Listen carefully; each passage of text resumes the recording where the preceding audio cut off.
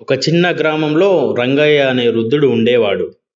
అందరూ అతని ప్రేమగా నాన్నగారు అని పిలిచేవారు. వయసు 82 సంవత్సరాల పైనే ఉంటుంది. అతని శరీరం చాలా బలహీనపడిపోయింది. ఒకప్పుడు అన్నీ అతని చేతుల్లో ఉండేవి.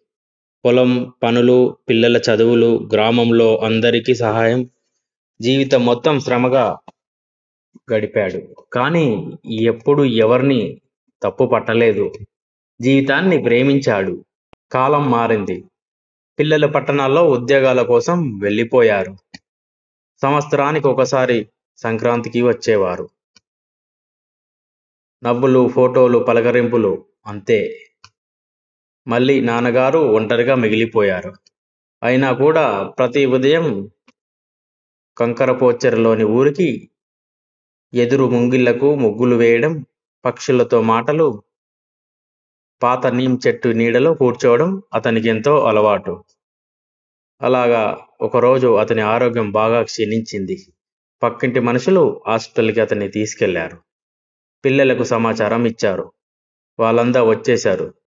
ఆ హాస్పిటల్ బెడ్ మీద చిన్న మనవడి చేతిని పట్టుకొని నాన్నగారు ఒక్క మాట అన్నారు.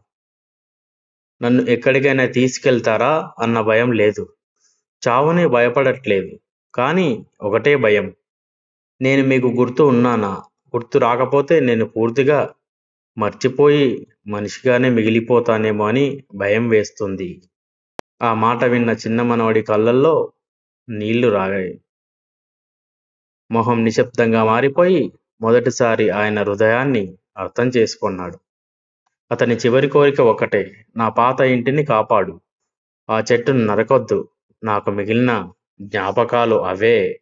జీవితంలో మనకు ఎన్నో పనులు ఉండొచ్చు. కానీ మన పెద్దవాళ్ళు మన కోసం చేసిన త్యాగాలను మర్చిపోవద్దు. వాళ్ళు మన కోసం జీవించారు.